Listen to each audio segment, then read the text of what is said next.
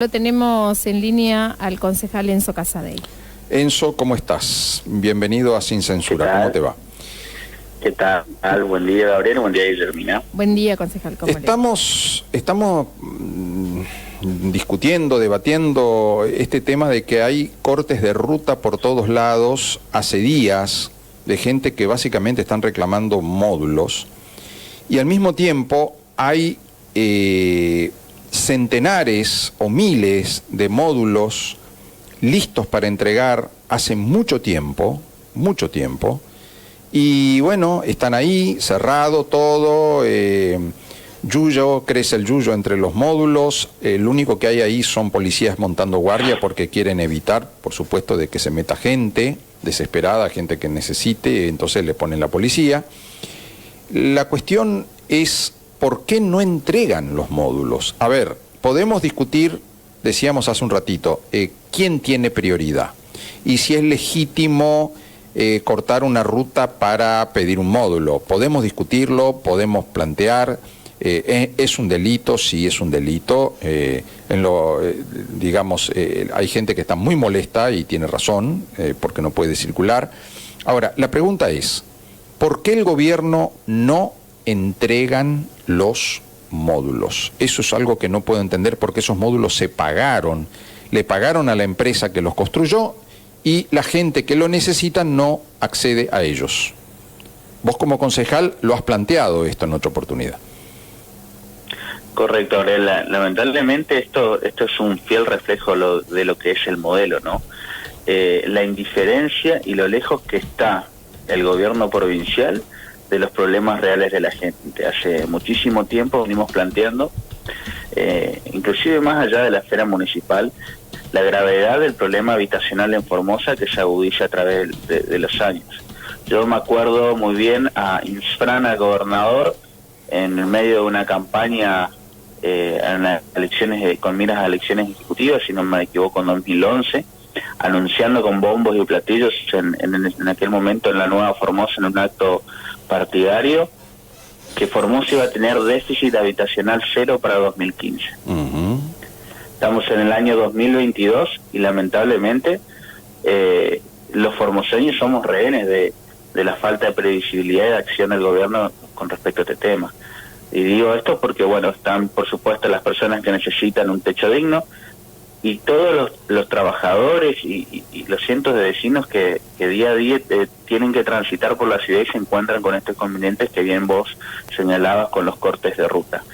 El tema de los módulos uno lo puede observar hoy cuando se va, por ejemplo, al barrio Lote 110, después del Lote 111, donde hay miles de módulos terminados para entregar, Gabriel. Y la verdad es que uno no entiende cómo en medio de tanta necesidad que está a la vista, habiendo tantos asentamientos que se agrandan en la periferia de la ciudad, cómo el gobierno no hace absolutamente nada para dar respuesta a esa gente. Bueno, termina de la peor manera como lo estamos viendo en estos días. Y lo peor es el rostro de la insensibilidad, ¿no? Porque a nadie le gusta ir a cortar una ruta, creo que nadie la pasa bien en la intemperie cortando ruta, y no creo que la gente vaya por placer hacerlo, lo va porque tiene una necesidad. Y lo más triste es que los canales de diálogo no existen. Y cuando los vecinos se quejan porque pasan estas cosas, no hay nadie que responda, no hay una justicia federal que acelere los trámites para dar respuesta, a mediar y dar respuesta a los formoseños. No hay un gobierno provincial que se acerque a través de sus funcionarios a mediar en alguna pronta solución. Entonces quedamos los formoseños rehenes del fracaso de la política habitacional de Infran. Ahora bien, el sistema de módulos arrancó para mediar en situaciones de emergencia, y en aquel momento, en la primera instancia, la manejaba el municipio. ¿Qué ocurrió? En 2015, al asumir Joffre, pasa inmediatamente a la esfera provincial, es decir, esa era una potestad que tenía dentro de la política habitacional del municipio, que fue trasladada a la órbita provincial. Y es un ejemplo más de tantos otros aspectos que tenía en sus manos el Poder Ejecutivo Municipal, que terminan derivando en el gobierno provincial. Un nuevo golpe a la autonomía municipal. Entonces, nosotros decíamos que el municipio, en la campaña decíamos, el municipio no puede desligarse de la crisis habitacional que hay en la ciudad, porque tiene que ver básicamente con la planificación, con la trazabilidad que le damos a esta ciudad de acá adelante. Te repito, Gabriel, los asentamientos en la periferia de la ciudad son cada vez más grandes, y no hay que irse muy lejos. Detrás del Colegio Normal, a pocos metros del centro, tenemos una realidad, la verdad, que duele, Gabriel, porque cuando uno va y ve las condiciones que viven esas familias, muchos niños que no tienen a veces para calzarse una zapatilla, cuando llueve, 2 gotas de agua, no saben cómo salir del barrio debido a cómo circula, cómo crece la laguna, el agua, y no los deja vivir. Es la verdad lamentable, y lo que preocupa es la ausencia total del Estado en este sentido. A ver, alguien, lo que a mí me llama mucho la atención, que puede haber 5 días o 6 días una capital de provincia de 300.000 habitantes aislada por cortes de ruta, y nadie dice nada. A ver, lo que dicen son los perjudicados en las redes sociales, que putean, que se quejan, que suben fotos, videos, reclamos, comentarios, protestas. Ahora, ningún funcionario dice nada. Ningún funcionario. Absolutamente. Nadie dice, es como que, ¿viste? Cuando los chicos dicen no te veo, poste, no te miro, sigo de largo, y el otro está haciendo morisquetas y el otro que juega no lo mira. Bueno, este juego que estamos jugando acá en Formosa es: yo no miro el problema, no hablo del problema, y el problema va a desaparecer solo, o no me importa el problema. Es decir, el funcionario que debería ocuparse de solucionar, porque es su responsabilidad, directamente no habla. Entonces vos te vas a la agencia oficial de noticias, no se habla del corte, el gobernador no habla del corte, el gobernador está viajando, está paseando, los otros funcionarios, los ministros no hablan del corte, el intendente tampoco habla del corte. Es como que el corte no existe. Si no hablamos del corte, el corte es problema de la gente y no es mi problema. Bueno, Gabriel, esa es una estrategia política comunicacional del oficialismo en todos sus ámbitos. Cuando nosotros en el marco del Consejo Deliberante hacíamos los reclamos por la situación del transporte público y la necesidad de declarar la emergencia, que finalmente terminó oyendo el intendente y aplicándola, nos decían: ¿qué emergencia? ¿Qué problemas? Si no se hablan de este problema, no existe el problema. Claro. Entonces, cuando hay un oficialismo, cuando digo que está alejado de la realidad, es porque la niega absolutamente. Y la verdad que es el problema habitacional de Gabriel es un problema muy, muy delicado, porque cuando una persona que está en el medio de un corte habla con un medio de comunicación y dice que alguien se acercó y que le dijeron que le van a solucionar y le van a dar los módulos, ¿cuál es el mensaje también que estás dando?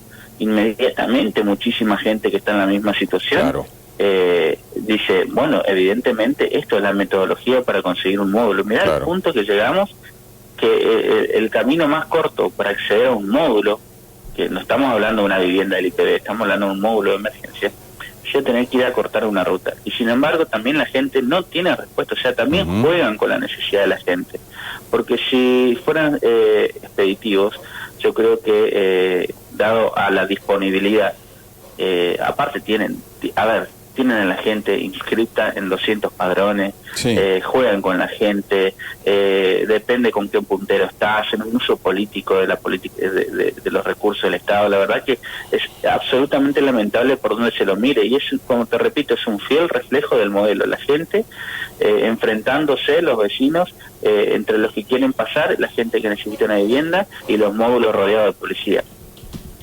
Totalmente. Y es cierto, quiero remarcar algo que vos dijiste.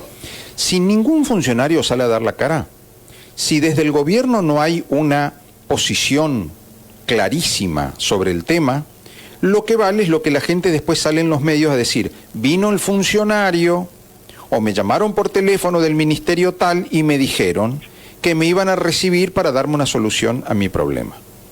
Y ahí es cuando se hace esa lectura que vos decís. Aquel que está escuchando el informativo, el noticiero, y ve a la señora que estuvo haciendo el corte diciendo que a las 5 de la tarde la van a recibir en el Ministerio de la Comunidad y le van a dar una respuesta favorable o le van a dar una solución, lógicamente la interpretación que va a hacer cualquiera es: hay que ir y hacer el corte porque te llaman del Ministerio de la Comunidad.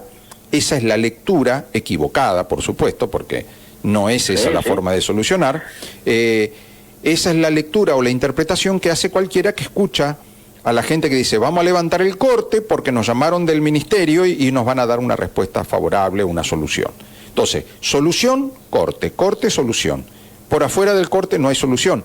Esa es la equivocada interpretación que puede tener alguien. ¿Todo por qué? Porque no sale la ministra de la Comunidad a explicar cuál realmente va a ser la política del gobierno con respecto de los módulos. Y hoy tenés afuera del PAIPA, tenés cientos de personas esperando una respuesta, porque en el medio también están aquellos que les vienen prometiendo, o que tienen quizás otra modalidad de proceder, o se organizan de otra manera.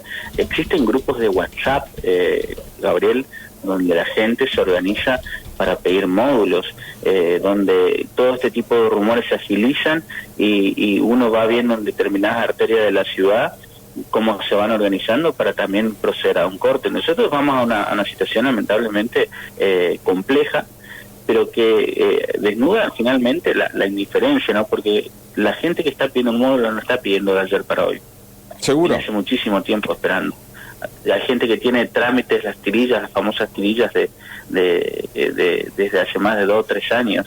O sea, esa gente no está en el puente de casualidad porque se levantó un día: hoy quiero un módulo, me voy al puente. Esa gente está sufriendo una situación de vulnerabilidad, merece ser atendida por el Estado, que merece ser atendida por los diferentes agentes del Ministerio de la Comunidad, de Desarrollo Social y demás entidades que tienen que intervenir y darle una pronta solución o un horizonte de previsibilidad, porque digamos, uno se pone en el lugar, tiene un hijo, tiene una hija, tiene varios hijos, no tiene un techo donde dormir, por más que changuee, por más que trabaje, se deslome, hoy el dinero no alcanza ni siquiera para cubrir una canasta básica de alimentos. Entonces yo también me pongo al lado de ese padre que sufre. Por supuesto también me pongo del lado del vecino y del trabajador que necesita trasladarse como normalidad y que no tiene ninguna respuesta de quienes deberían garantizar el libre tránsito en la ciudad.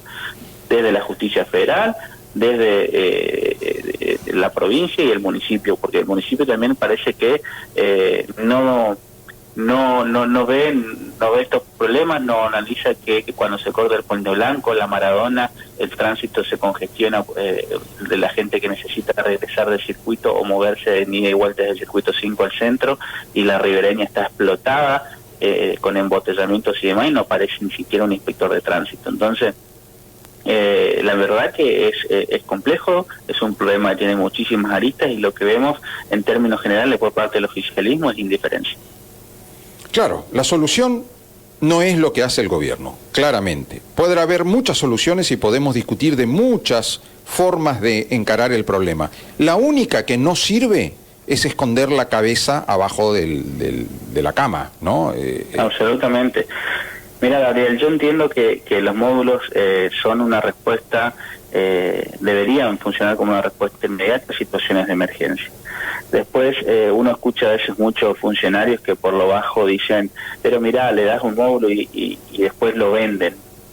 Y la verdad es que uno, conociendo la realidad, por ejemplo, del lote 111 o 110, cuando no hay planificación, cuando no se preparan las obras necesarias para el desarrollo normal de la vida en comunidad, uno ve a los vecinos del lote 111 o 110 que se quejan de la frecuencia del colectivo, que ingresa solamente hasta las 20 horas, que después no tienen servicio colectivo, que tienen que traer a sus hijos a colegios absolutamente lejanos del lugar donde viven porque no tienen matrícula en colegios cercanos, que los servicios son absolutamente irregulares, que la inseguridad es el factor común. Entonces, cuando uno genera una política, o bueno, no, en este caso la no política habitacional del gobierno provincial, y no prevé el desarrollo armónico de una comunidad con los servicios que la gente necesita para que pueda desarrollar y vivir bajo un techo digno, en condiciones dignas, ocurren este tipo de cosas. Así que repito, Gabriel, que es un tema muy complejo, que el gobierno se lo toma a la ligera, que la verdad que también en términos culturales hoy la esperanza de una vivienda digna es un sorteo y que no puede haber previsibilidad. Yo me acuerdo, Gabriel, hace mucho tiempo, cuando el que laburaba, que podía juntar unos manguitos, le procuraba comprar un terreno y decía, mira, vendí un auto, o hice tal operación que me salió bien, voy a invertir en un terreno para mi hijo. Y hoy la situación es absolutamente al revés. Hoy tenemos nosotros en el Consejo pedidos de exención y aprobación de planos de gente que divide ya su propio terreno para que su hijo arme su casita al fondo. Y entonces ese es el contexto en el que viven hoy los formoseños, la imposibilidad de cualquier joven de poder acceder a un pedazo de tierra, ni siquiera que te pida una vivienda, ¿no? Que diga que puedo acceder a un terreno donde yo pueda, obviamente con los servicios necesarios, en el marco de la legalidad, que pueda acceder y poner de a poco el ladrillo con mi propio esfuerzo y construirme una casita. Eso es un sueño que hoy en Formosa es imposible de cumplir. Fíjate que tenemos, gracias a eso y la falta de control, también el problema que tenemos con muchos loteos irregulares que se abusan justamente de la necesidad de la gente de tener un espacio donde crecer y desarrollarse o proyectar como familia.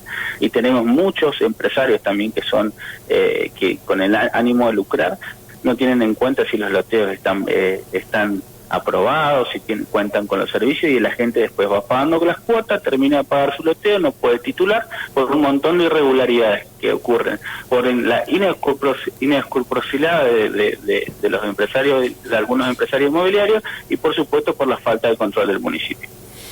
Enzo, gracias por el testimonio. Gracias a vos, Gabriel.